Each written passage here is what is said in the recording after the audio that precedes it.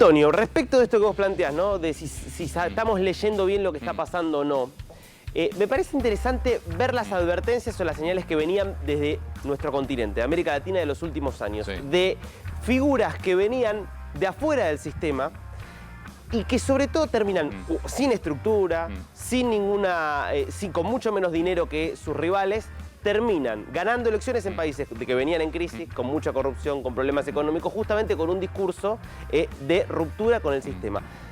Y hay varios casos, me parece, que vienen anticipando en América Latina. Digo, Bolsonaro es obviamente el más claro. En 2018, recordemos, Bolsonaro había sido diputado durante 20 años, pero un diputado que venía en los márgenes del sistema, en un sistema bipartidista. Brasil estaba el PT por un lado, el partido de Fernando Henrique Cardoso, y la verdad es que la corrupción, el estancamiento económico hacen que este Bolsonaro, con un discurso muy duro, termine justamente ganando. En primera vuelta saca el 46% y termina ganando con el 55% del balotaje. Bueno, después pierde por muy poquito con Lula después de gobernar.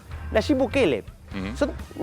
Te queda claro, hay parecidos y diferencias con Milei, no son calco de Milei, cada uno tiene sus particularidades. Pero son candidatos que surgen fuera de los partidos o frentes tradicionales. Y que surgen por el fracaso justamente de los partidos tradicionales para interpretar los problemas que está viviendo la ciudadanía. En el caso de El Salvador, claramente la inseguridad era el tema, digamos. Venía Arena y el Frente Farabundo Martí de Liberación Nacional, los dos partidos que se venían por izquierda y por derecha, fracasando sucesivamente en el tema de inseguridad, y aparece Bukele totalmente de afuera, sin casi experiencia de gestión, y dice: yo vengo con algo diferente. Bueno, hoy es el presidente con mayor nivel de popularidad de América Latina, muy controvertido, pero arrasó en las elecciones y sigue arrasando. Pasemos al siguiente. Esto está en orden cronológico, digamos, de cuándo fueron ganando. José Antonio Kast. José Antonio Kast. La política chilena era la derecha tradicional Piñera, la izquierda tradicional Bachelet. Bueno, lo cierto es que Piñera le empieza a ir mal, el estallido obviamente se da con Piñera, problemas que no se logran resolver en la sociedad chilena, la izquierda también fracasa y aparece José Antonio Kast, que en la elección 2021 sale primero en la primera vuelta con 27,9 y termina perdiendo el balotaje contra Boric con el 44%. Kast ayer felicitándolo a Milei, uno de los que internacionalmente se siente identificado con Milei, también con un discurso que podríamos identificar con la derecha dura. Este lo conocemos poco, pero es para tomar en cuenta. Rodrigo Chávez, presidente de Costa Rica. ¿Por qué? Porque era también parecido. Un tipo que fue durante 30 años funcionario del Banco Mundial, sin ningún tipo de experiencia política, lo llevan a ser ministro de Hacienda, está unos meses, y con esa plataforma se presenta desde las elecciones, impugnando fuertemente a la política tradicional, hablando mucho de la corrupción, del desempleo, de los problemas económicos que los políticos tradicionales no logran resolver. Sale segundo en la primera vuelta con el 16% y en el balotaje termina imponiéndose con el 52%. Hoy, con altos niveles de popularidad, también con una política económica, vamos a decir, bastante austera, con un discurso fuerte en contra de la inseguridad. Bueno, otro caso, digamos, de alguien que viene de afuera y termina derrotando también sin estructura, con un partido nuevo. Seguimos.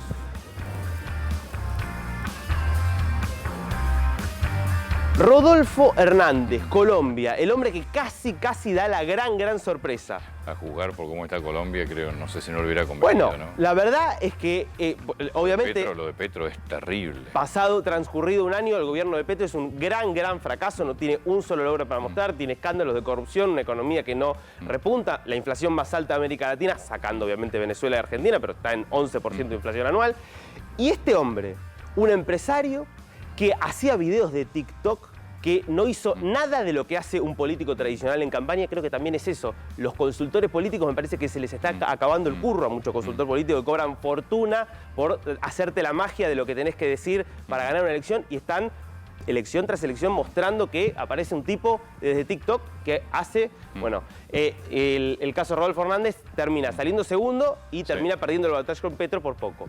Y el último caso, este es Hernández de vuelta. Es Hernández, pero está mal el Paraguayo-Cubas, la última elección que fue la de este año en Paraguay, que termina siendo tercero. Este hombre que se identifica como libertario. Esa es la foto de Hernández. Sí. Esa es la foto de Hernández. Termina identificándose con, dice que se autodenomina libertario, con un discurso también muy fuerte en contra de la casta política, un discurso, yo te diría, casi hasta inspirado un poco en Milei, porque ya, obviamente, el fenómeno Milei ya estaba bastante avanzado cuando fueron las elecciones en Paraguay, que esto fue hace unos meses. Es impresentable Paraguayo-Cuba lo que hizo. Cada uno, digamos, tiene su cosa. Obviamente, él después lideró protestas, terminó en la cárcel, digamos, Paraguayo-Cuba. Por supuesto, no estamos diciendo que Milei es el calco de esto. Cada uno tiene sus puntos de contacto y sus puntos de diferencia. Lo que sí decimos es, en América Latina viene pasando que los políticos tradicionales están dando golpazos y aparecen figuras de afuera del sistema que de repente, con campañas austeras y con un discurso diferente, terminan, obviamente, o ganando elecciones o haciendo elecciones muy competitivas.